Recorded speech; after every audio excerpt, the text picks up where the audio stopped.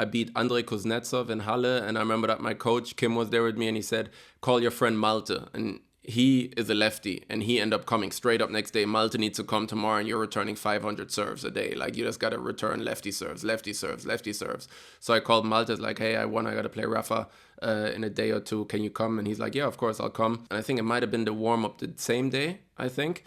And I'm hitting with my lefty friend Malte. And we end up playing a few baseline games, just little points. And Rafa is like a couple courts down, warming up for his match, also against me. And we're playing points, and I come in and hit to his forehand, and Malte runs and hits like one of those banana forehand flick shots. And in practice, when a guy hits a forehand like that, we would always say, Rafa. And he said it, and Rafa's like 2 courts down. He probably looked over and was like, look at these 2 clowns over there. What are they doing?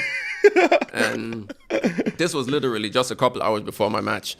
And, then, our game plan was obviously that my coach said, well, you don't need to be rallying with this guy from the baseline. So anytime, you're serving big. Normally, I think my odds were normally my percentage of first serve was above 60%, 65% first serves. And if I made the first serve, I was normally above 90% making the point. So he said, if you're up 30 love, 2 first serves. 40-15, 2 first serves. There's no point hitting the second serve. You're under 50% winning the point. That's basically what I did, and not giving any rhythm. And then obviously, completely getting into a flow, and also making, the returns and coming in and not letting him hit any normal balls. And in Halle, I think it's a little quicker.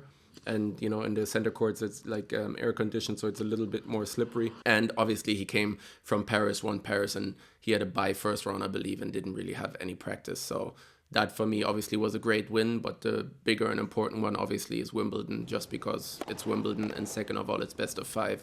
And he won Stuttgart the week before, so he had a bunch of grass matches. He won the first round at Wimbledon. Sure that I was going to try and do the same thing, but to keep it up for however long the match was going to take, 5 sets on a center court, that's for sure is going to be slower. That's a different thing, trying to put that together. In the match itself against Rafa, so obviously you have your game style, like you said, if you believe that if you execute your game style, then it'll give you the best chance of winning or whatever, and it's high risk kind of tennis. But is there anything tactically going on for Rafa itself? Are you approaching to a certain side? Are you serving? Are you targeting a certain side? Do you remember any of that? Yeah, the forehand.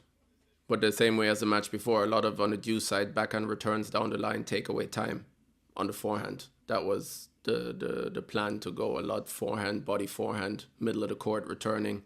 Especially on the due side, the slider is always going to come to my backhand. Kind of knew that he very seldomly at that time hit kick serves, second serves to a forehand. So it was only body backhand, so I was ready for that. So either flat down the line and come in, or chip and charge and come in, and on the ad side, same thing.